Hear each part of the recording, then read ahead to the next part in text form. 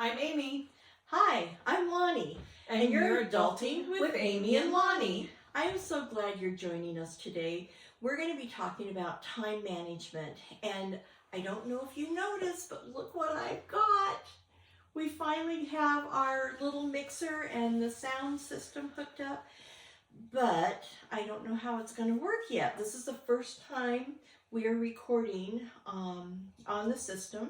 And I have to go in and edit. So it's going to be a learning process. But I have 200 and, if you can see, 68 pages of stuff to learn.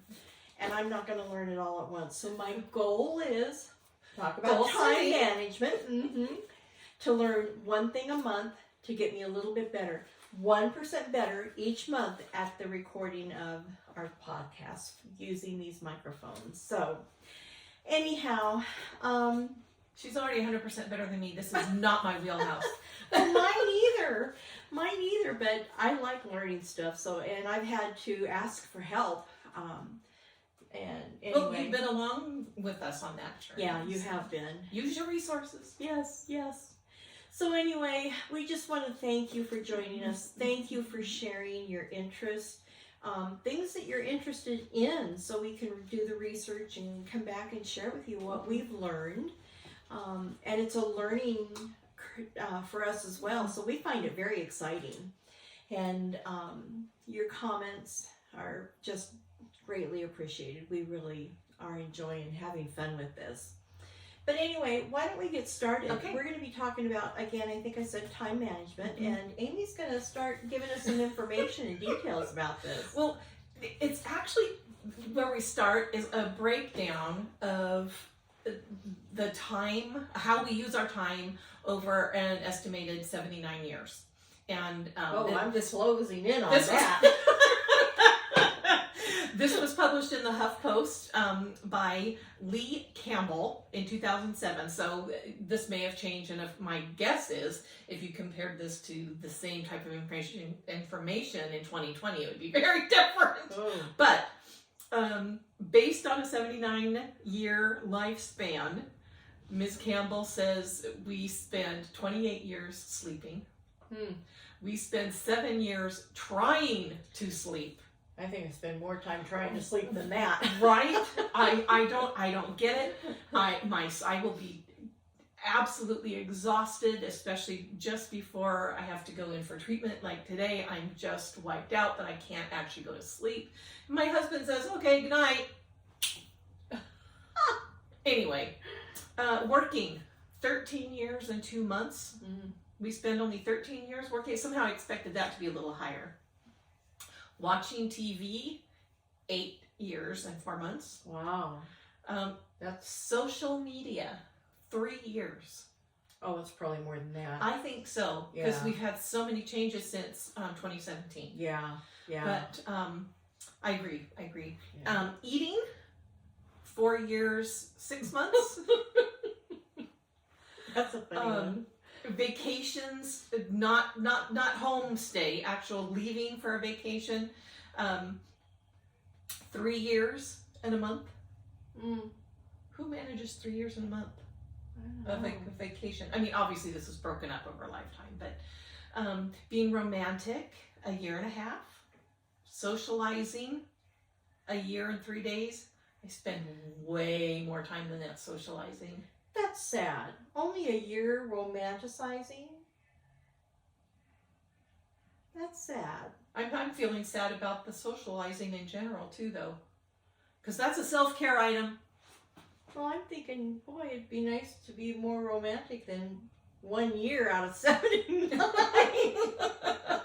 Well, learn how to be romantic for yourself. I guess. Make your own spa day. Miley Cyrus has a song about that. I can buy my own flowers. And Earl had to die. So that's another topic for another time. School through high school, 234 days. 200? 300. Does that say 330 days? Yeah. Seems like longer. Oh. Laughing, only 115 days. Oh, no. Come stay with me. We'll laugh more than that. Yeah, you will. You definitely will. Waiting in line, nearly a year. Okay, now that's sad. You spend more time waiting in line than you do laughing. Unacceptable. Unacceptable. Make everybody in line laugh with you. Yes. That's an good edict. at that. I think they're laughing at me, but that's okay. And getting ready. Now, they broke this up by gender, which I think is interesting because I definitely know men who take much more time to get ready than I do. But this says men take 48 days and women take 100 and some odd days, 35 days. Wow. And the what's left time is just over 8 years. So we spend a lot of time doing a lot of stuff. How do we organize it better? More than just being more romantic and laughing more. We're going to jump right into some time wasters. There is a handout available for you that's a self-evaluation and an action plan kind of a thing. It's fun. Again, when we provide those types of resources to you, we intend for you to enjoy them. You know, if it's not helpful, don't use it. Yeah, and it'll be down in the description box. There we go. So we both have things to share about time wasters because time waster, definitely. The semi-retired is a funny place to be. The biggie, of course, is telephone interruptions. And we've talked about this. You're the one in control of your phone. If you're trying to be on task, you don't have to answer it. You don't. You can turn your phone off anytime you want and always get back later. Yep. Do not disturb features. You know, yeah. Anyway, crises. Have you heard the expression putting out fires? Yeah. It implies that you spend a lot of time taking care of little things that are a big deal and not getting down to what needs to happen. I want to point out that there's a big difference between drama and trauma. When we're talking about crises that interrupt us, I think we all have that one friend who calls and texts because, oh my gosh, a grade #1 priority right now, and it's not. And it's not. But you know, holy cow, Mom, I just got in a car crash and I'm waiting for the cops to come and I'm going to need a ride, da da da da da. That's an absolutely acceptable interruption. Yeah. Oh my gosh, I can't decide between the blue cups or the white cups for that afternoon party. Is going to have to wait till I pay the bills. A lack of objectives, priorities, and deadlines. And we're going to talk about that. Lonnie's got some excellent points on how to navigate prioritizing so you're not just trying to do everything at once. Chasing your tail and accomplishing nothing. Another big time waster that also interferes with your ability to prioritize and delegate is the clutter and personal disorganization. Now we did do a series on that, so we can actually link that down below as well. So if you want to watch about decluttering, we'll have that in our description box as well. But decluttering is huge in a whole lot of areas. It really makes a difference. And if you can start tackling that little bits at a time, it's going to have a major impact. Yes, because when it comes time to that time management, if I can't put my hands on the materials that I need, or I don't have a space enough to, you know, take notes while I'm on that call or whatever that looks like, if I'm surrounded by that disorganization, I'm not managing my time. How much time am I wasting looking for my stapler? Exactly. Ineffective delegation and or poor attention to routine details. I'm trying to think of an example of an ineffective delegation. Well, I was thinking of the routine details. Sure. You know, put things away rather than just dropping it. Because when you drop it, now you have to go back to it along with the other things you've dropped and spend a half an hour or an hour putting things away. Whereas if you put it away initially, you never have to go back there. And guess what? When it comes to the clutter and all of that, you know exactly where it is because you put it away. big thing. And delegating I your did kids. think of something. Oh, you can delegate things to your kids to help get things accomplished and done. Go ahead. Or your spouse, or in a different setting, in trying to do some effective time management. Lonnie's not going to ask me to do, where is the 232 pages? She's not going to hand me the mixer book and say, handle chapter 4. And I'm not going to say, Lonnie, can you check those research journals for the confounding factors of such and such? Know who's going to be able to do what, which includes yourself. Delegating means somebody else can do this while I'm using my time effectively here. Okay. Multitasking, attempting too much at once with an unrealistic time frame estimate. I used to be very guilty of this, as I've had to learn how to navigate life in a different way for myself. There's this wonderful expression, I've heard it a couple of different ways now, spoons in a jar or beans in a jar, and that is that each of those spoons or beans is energy that you have. So if I've only got 4 energy spoons in my jar today, I'm not going to decide that I'm going to, remember I only got 4, go to the laundromat, sweep and vacuum, decobweb, go to lunch with the girls, organize the closet, get the smog checked, organize, prioritize. Well, and personally, I don't believe there is such a thing as multitasking, because your brain can focus on one thing. It doesn't have the ability to think about, you can't sit and plan an event at the same time you're trying to plan your menu. You can't do it. It's one or the other, you know. I will throw in an exception. I have never known a young mom in her early momming years that did not know how to multitask. It's very different.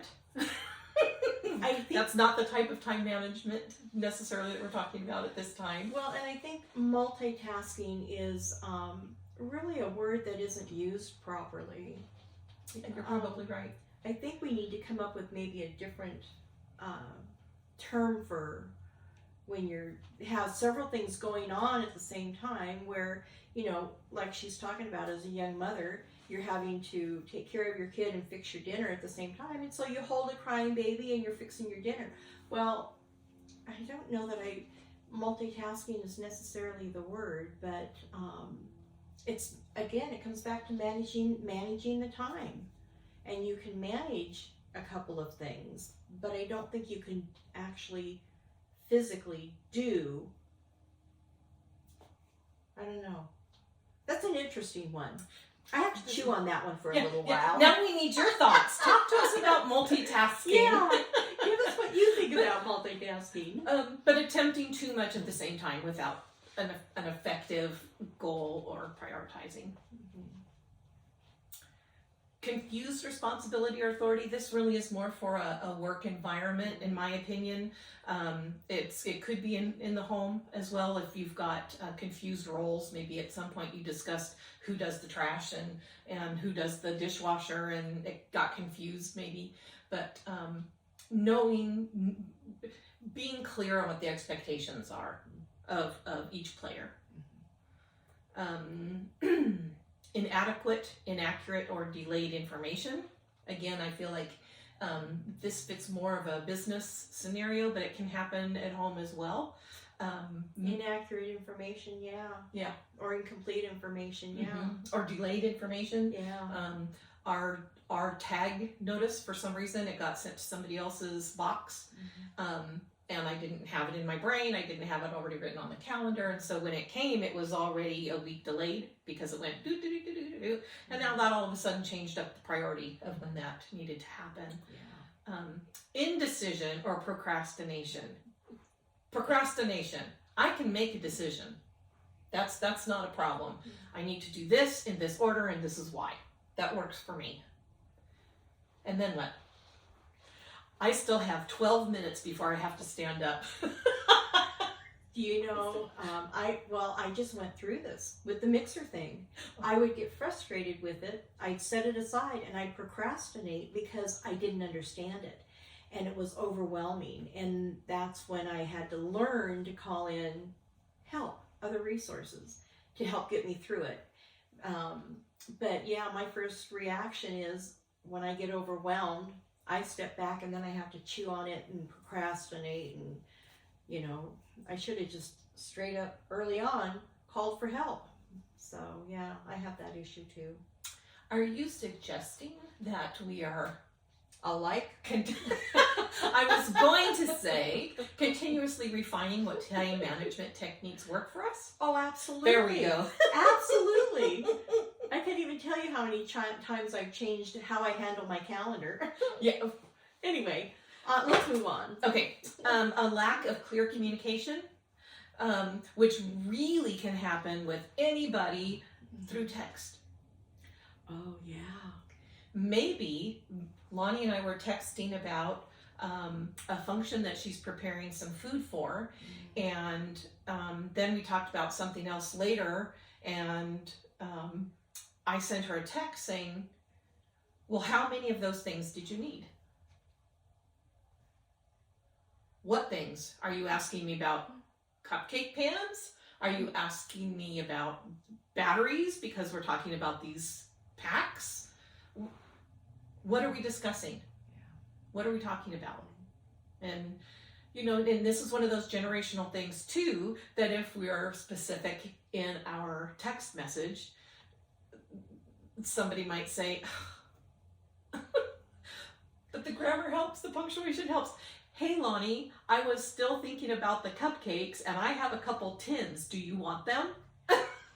Well, and not only that, sometimes the letter, instead of saying what you're saying, you've got all these things that can be interpreted a lot of different ways. So, yeah. Are you good? With what? Are you asking about my general well-being? Are you asking about our last conversation? Did you hear something that I haven't heard about yet?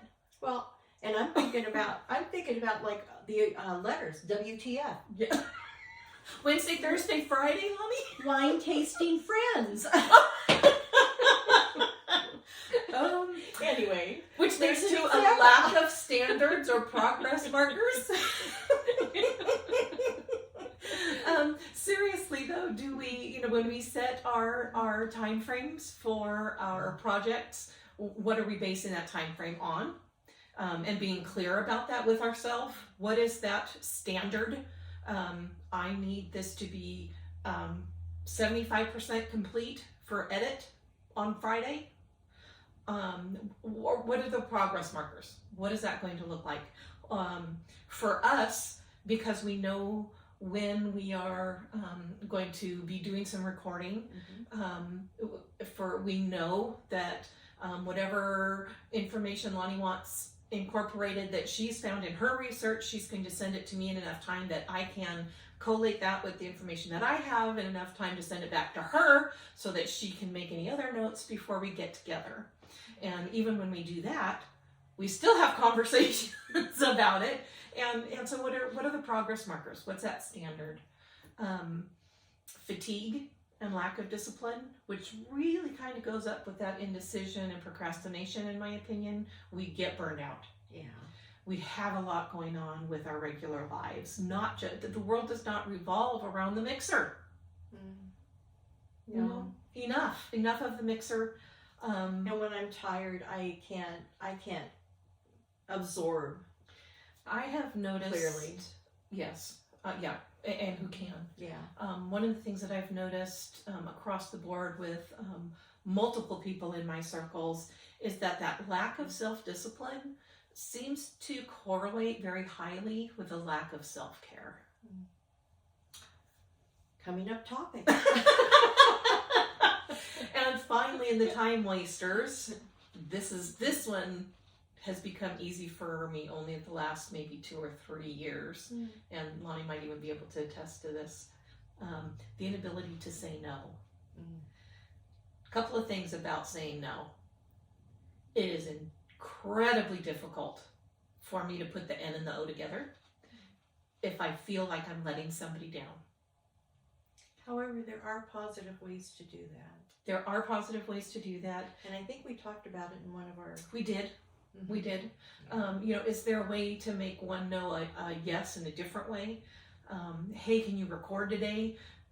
No, but I'm completely available all day for anything on Friday. Giving options. Options. However, eases the no. It's true. It's true. But something that's very powerful to stick in your brain and hang on to is that no is a complete sentence. Done. You don't have to qualify it. So, okay. Oh, does that close it up? Are we done already? We are done already for part 1. Wow. What do you think? Yeah, well, you know what? We have some questions we asked you guys to respond to throughout this video. We hope to hear some comments down below that we will respond to, because we do respond to every comment that we get. And as mentioned earlier, we've got a 4-part series going on here. 2 is going to be time management, then the next 2 are going to be manners and etiquette. And after that, we're going to do self-care. So we've got a lineup going for you guys, and we look forward to you coming back and joining us every week. Yeah. And regarding your comments, your questions, we get them some privately, some on the under the videos. Keep them coming. Yeah. We love knowing what's working for you. We love hearing your wisdom. And we were originally trying to answer everything together, and we've discovered that there's so much. We just kind of hit or miss, but we share with each other everything that's going on. And we love that you enjoy our interaction, and we like interacting with you. So, thank you. Yeah. And have a fabulous week. And be well. Bye.